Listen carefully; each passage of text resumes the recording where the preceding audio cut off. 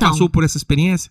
Já passei por essa experiência, né? Então, quando eu era pequena, eu ia para a propriedade, eu cuidava de boi, cuidava de café, acompanhava, né, a vivência da propriedade. Com os meus 2 avós, eles são produtores rurais, na verdade um já faleceu, né? Mas, então, dos 2 lados, vem de produtores rurais. E quando a gente é criança, o vô ama carregar a gente para um lado e para o outro. Então, automaticamente, eu ia muito para as propriedades para poder trabalhar com eles. Porque é aquela coisa, a gente fica com eles, mas a gente trabalha com eles, porque eles estão realmente trabalhando. Só que pra gente tudo é diversão, né? A gente vai, brinca e faz alguma coisa e fica com os avós e come uma fruta e faz mais alguma coisinha. Então, assim, eu tive essa vivência de acompanhar um pouco da propriedade, mas eu sempre morei na cidade.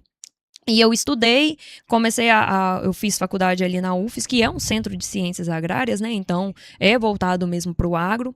E fiz o mestrado, doutorado, pós-doutorado.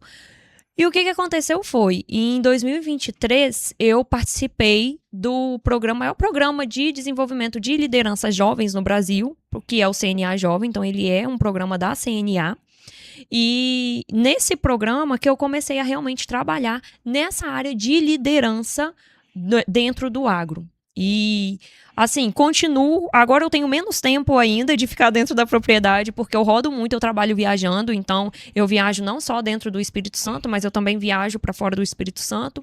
E tanto para eventos, né? Então, eu sou palestrante, eu faço também, eu sou instrutora do Senar. Então, assim, eu trabalho viajando muito para comunicar também o agro. Mas a propriedade em si, mas só de passeio, eu não sou a produtora.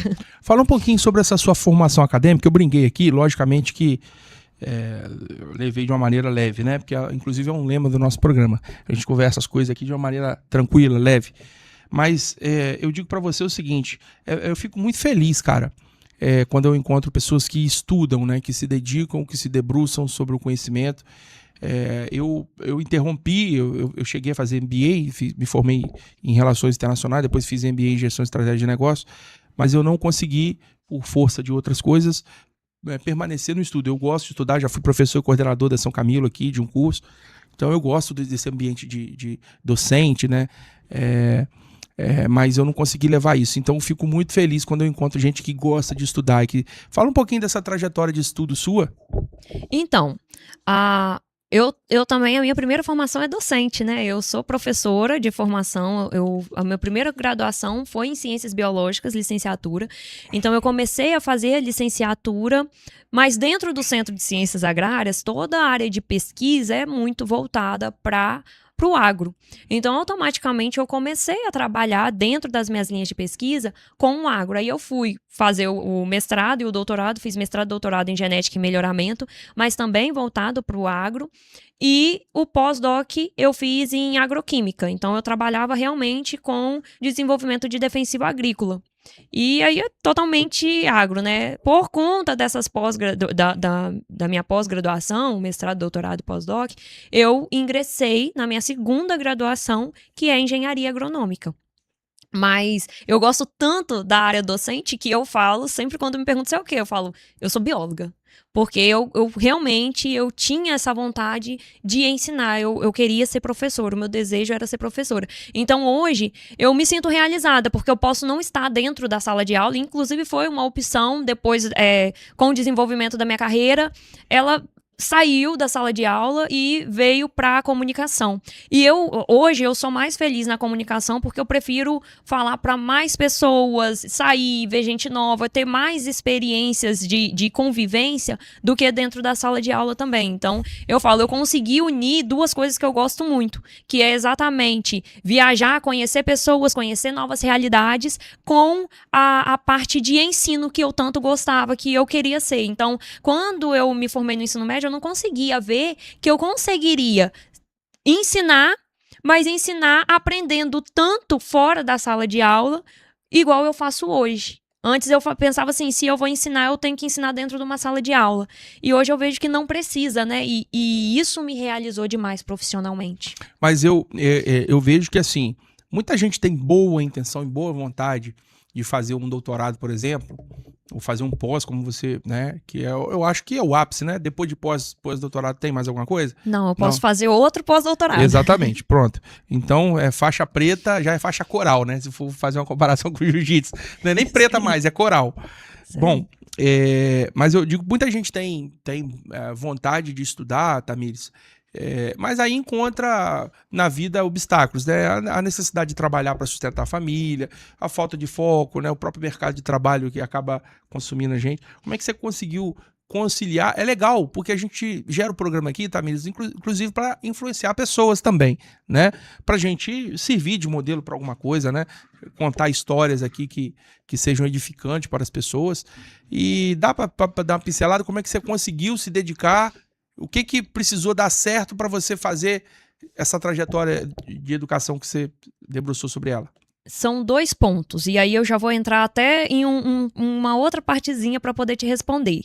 Eu falo que hoje, quando a gente, dentro de liderança feminina, independente do setor que for, toda vez que você falar com uma liderança feminina de qualquer setor, ela vai falar sobre rede de apoio.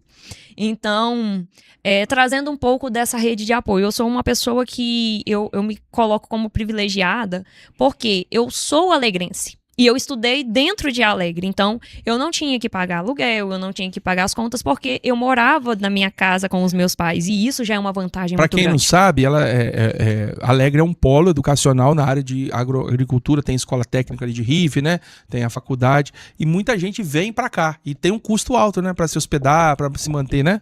E ela tá dizendo isso. Já mora no polo, né? No polo educacional. Exatamente. Então, eu estudei na UFES, que é gratuito, e eu morava na minha casa, então, eu assim, na casa dos meus pais, então eu não tinha custo nenhum, nem com a universidade e nem com a casa.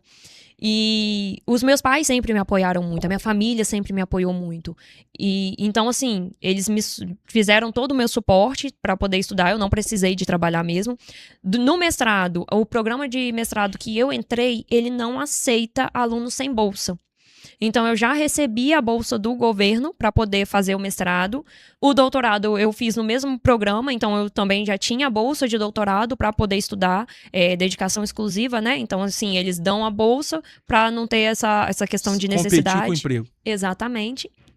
E o pós-doutorado eu também fiz com bolsa. Então, assim, toda a minha carreira acadêmica eu tive o suporte financeiro. Da mesma forma que hoje, foi aí até que eu falei, hoje eu tenho um filho de 3 anos, e igual para eu fazer toda meu movimento de carreira, eu preciso que a minha família fique com o meu filho. E aí eu continuo tendo todo esse suporte que eu tinha desde quando eu estava na graduação, continuo tendo esse suporte hoje.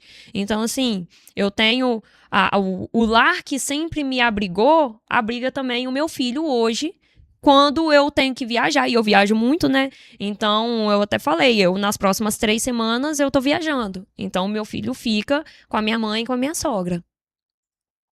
Muito bem. Agora, já deu pra gente se apresentar aqui. Eu acho que você falou legal, falou sobre os seus estudos, suas motivações, falou sobre a sua trajetória. Quero falar um pouco agora de uma maneira mais técnica, mas ao mesmo tempo também uma conversa sem muito tecniquez, porque senão eu vou me perder e o público também. Mas, em linhas gerais, eu quero falar assim, o que é o conceito de roça? O que é a roça? Hoje eu estou falando roça, usando essa palavra, para fazer rebuscar um sentimento que, quando você fala em roça, você lembra daquele trabalhador o mais frágil, né, e ao mesmo tempo mais forte, né, nesse paradoxo, que é aquele elo mais fraco, que é da agricultura familiar, aquele da economia de subsistência, aquele cara que às vezes não teve oportunidades na vida e ele planta e colhe, vive do cultivo, né? Mas ao mesmo tempo um elo tão forte, tão necessário, tão importante da economia, que é o cara que produz, né? Então, existem valores simbólicos, valores acadêmicos, valores laborais naquilo que se produz da roça. E a gente vive num estado aqui que é uma grande roça, né? Inclusive capixaba, você sabe que capixaba no tupi-guarani lá, ou na língua nativa aqui, é roça, né? É uma grande roça. Você sabia disso, Rolandinho? Capixaba é roça, tem a ver com roça, significa roça, a tradução lá A gente é de um estado teoricamente pequeno, né, em termos territoriais, em termos populacionais também, mas que a vida inteira foi fora da Grande Vitória. Você tem Cachoeira aqui, você tem Linhares no norte, né, talvez Colatina, mas o resto é a famosa roça. E a gente está vivendo uma era de muitos números, né? Deixou de ser roça, agora é agronegócio, né? E você a conta tem que bater, tem que fechar, senão não compensa o plantio, né? Hoje a coisa é muito mais matemática, muito mais financeira e econômica do que era aqui há anos atrás. Traçando essa linha de raciocínio, eu queria que você explicasse, com todo o conhecimento que você tem, como é que a roça foi se desenvolvendo ao longo dos anos, o que ela é hoje, o que ela já foi no passado e o que esperar dela para o futuro. Então, normalmente quando a gente fala, a gente até usa o termo, né, propriedade rural. Eu falo muito roça também, porque roça pra mim tem todo aquele aconchego. Porque quando eu era pequena, eu ia pra roça com os meus avós. Então, assim, roça pra mim traz família, traz memória boa, né? Mas existem pessoas que nem gostam tanto do termo. Mas o que aconteceu? Nós tivemos toda a tecnificação que a gente vê no mundo, a gente tem também dentro do agro. O agro, às vezes, ele é muito visto como força. Mas o agro é muito mais do que força. O agro é ciência, o agro é tecnologia, o agro são pessoas. E essas pessoas, elas estão trabalhando em cima das tecnologias que vão sendo desenvolvidas. Por quê? Hoje a gente precisa de produzir mais e aí a gente sai, inclusive, da parte financeira, a gente não se atém só à parte financeira. Por quê? A gente ainda, além da financeira, a gente também precisa de ter todo o cuidado ambiental. A gente precisa de produzir mais em uma área menor. Então, essa otimização na produção, ela é necessária de tecnologia. Às vezes, as pessoas pensam assim, a tecnologia é o quê? É o microfone que a gente está usando, ou a câmera, ou o estúdio. Mas não, a tecnologia no campo, ela vai muito além desses parâmetros que a gente vê. A tecnologia no campo é uma semente com genética boa, é um gado de genética boa para aquele objetivo que a gente precisa, é uma irrigação, é uma tecnologia. Então, assim, a gente tem diversas tecnologias, porque às vezes quando a gente fala tecnologia, as pessoas pensam em quê? Em drone e robô. Mas olha só, sim, eu concordo com você. Eu até tenho um caso que eu já contei aqui antes, que eu estava lá em Goiânia, estava vendendo granito, que é a minha profissão, e aí eu cheguei num prédio lá, tinha um monte de jovens da sua idade para baixo. Todo mundo bem arrumado, com uniforme, várias picapes 0 km e tal. Aí eu fui entrar no elevador, perguntei para aqueles jovens, vocês estão fazendo o que aqui? Falaram, a gente veio para um congresso de soja, é o lançamento da nova tecnologia da produção do grão tal, falou o nome lá, que eu não me recordo, que não é da minha área, mas dá para entender de quanto de tecnologia tem embarcado. Mas antes da gente chegar em falar da tecnologia propriamente, né, eu queria falar um pouco mesmo da questão sociológica da coisa, assim, sentimental, no sentido do seguinte, como é que foi.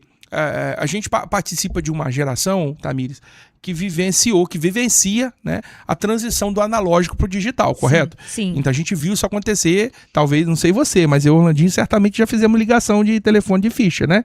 Você já fez também, Tamires? E ainda ficava na fila. Já fez?